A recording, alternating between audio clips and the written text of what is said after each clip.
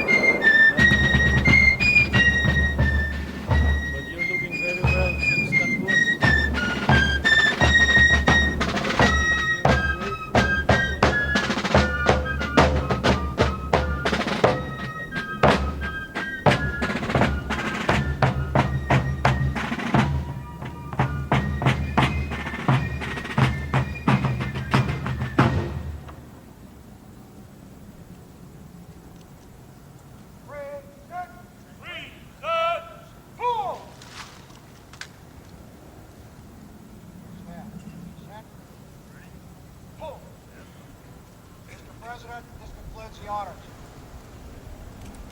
Stand. Order.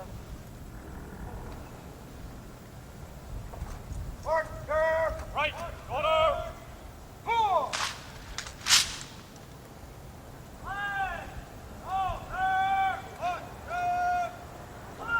Out. Order. Move.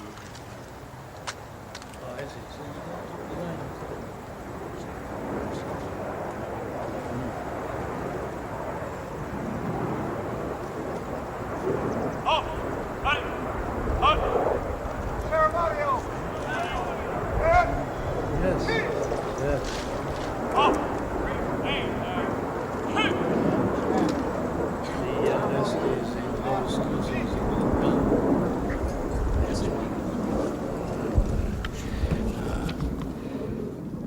Mr. President, Mrs. Marcos, it gives me special pleasure to welcome you to the United States. Mrs. Reagan and I have been long looking forward to returning the hospitality you showed us on our 1969 visit to your country. Our two peoples enjoy a close friendship, one forged in shared history and common ideals. In World War II, Americans and Filipinos fought side by side in the defense of freedom, a struggle in which you, Mr. President, personally fought so valiantly. The values for which we struggled, independence, liberty, democracy, justice, equality, are engraved in our constitutions and embodied in our people's aspirations. Today, our ties remain strong, benefiting each of us over the full range of our relations. Politically, we tend to view many world issues the same general way. Yours, Mr. President, is a respected voice for reason and moderation in international forums. The Philippines, with its ASEAN partners, has taken the lead in search for self-determination for the people of Kampuchea. In that vein, let me also pay tribute to you and Mrs. Marcos' personal leadership and commitment to the care of refugees in Southeast Asia. Under your direct sponsorship, the Philippines Refugee Processing Center has become a model of its kind in encouraging the development of self-sufficiency and the restoration of human dignity. The Philippines and you, Mr. President, play an important role in addressing the problems of economic development in the world. At Cancun, we made a new start toward a more effective and practical dialogue and improved cooperation among industrial and developing countries. Your leadership in that area, Mr. President, is vital and widely respected. Under your leadership at home, the Philippines can boast a record of solid economic growth over the past decade, attributable in significant part to its hospitable attitude toward free enterprise and private initiative. Your country's dedication to improving the standard of living of your people is an effort in which we've been delighted to participate through bilateral and multilateral economic assistance. Your continuing interest in better nutrition has led the Philippines to achieve self-sufficiency in food grain production. You can also point with pride to the success of your rural electrification program, now bringing benefits to an increasing number of remote regions. And I find it a matter of personal satisfaction that your country and my home state of California are both pioneers in developing geothermal power to replace expensive energy imports. The United States remains the Philippines' leading trading partner, and American firms are the largest foreign investors in your country, reflecting their confidence in your progress and prospects for economic growth. We have welcomed the growing two-way trade between our nations and have been pleased that we've been able to keep our markets for the products of your growing manufacturing and industrial sector the most open of any country in the industrialized world. America considers itself especially fortunate to have nearly 1 million persons of Filipino heritage now residing in our country. They bring with them their energy and their talents, and they contribute enormously to the rich diversity of American society. Similarly, thousands of Americans, enchanted by the beauty of your nation and by its people, have chosen to live in the Philippines. Our security relationship is an essential element in maintaining peace in the region and is so recognized. This relationship, one of several we have in the Western Pacific, threatens no one, but contributes to the shield behind which the whole region can develop socially and economically. Mr. President, under your leadership, the Philippines stands as a recognized force for peace and security in Southeast Asia through its bilateral efforts and through its role in ASEAN, which is the focus of our regional policies in Southeast Asia. Mr. President, Mrs. Marcos, the United States deeply values its close friendship and alliance with the Philippines. We seek to use this visit to further strengthen our ties with your country. Nancy and I are personally delighted that you're here, and we say welcome to the United States, welcome to our national home.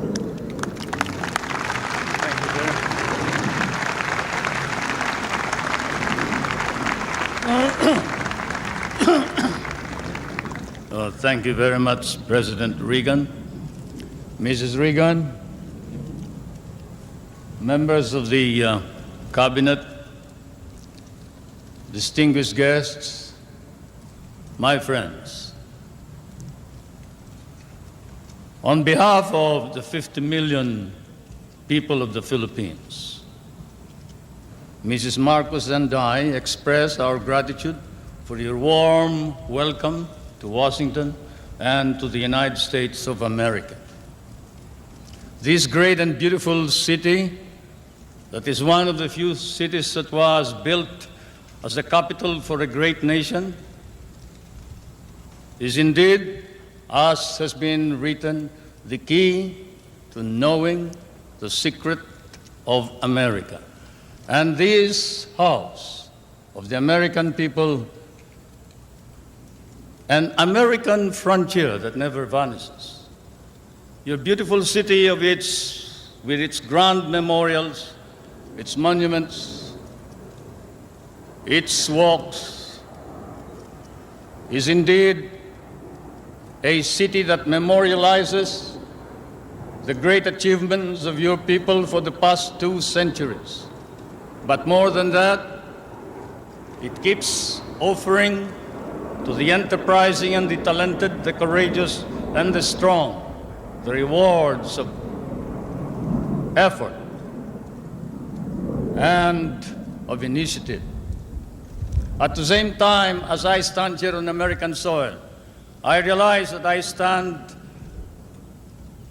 on what may be the center of the government of the United States of America, here where, as I have often stated, the future is being born. The future is being born depending upon the man who is in the White House. And the man who is in the White House today certainly is creating a new future for our world.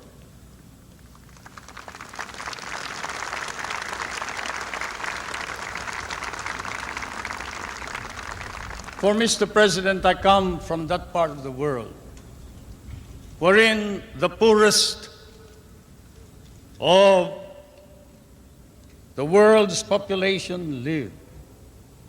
I come from that part of the world that cherishes an image of America with its ideals, its dreams, its illusions. I come from the Philippines, a part of Asia which has been molded along the principles of American democracy. We learn to love these ideals and principles, and we lost 1 million of our people fighting for them in the last war. We have always stood by these ideals. We shall continue to do so, whatever may be the cost, at the risk of our fortunes, our lives, but more important of all, our honor. We stand for the ideals of democracy that is our legacy from the United States of America.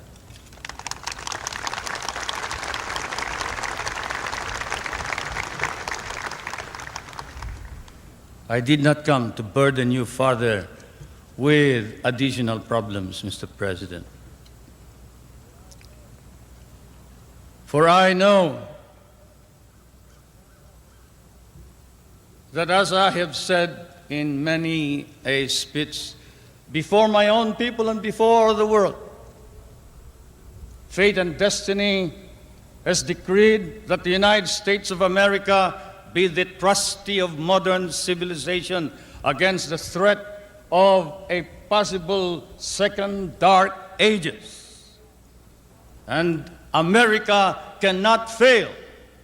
And therefore, we, the Filipino people, come and bring to you a prayer that God and His divine providence may grant you guidance, strengthen both your heart and hand, so that that hand may be strong on the lever of power and save our humanity.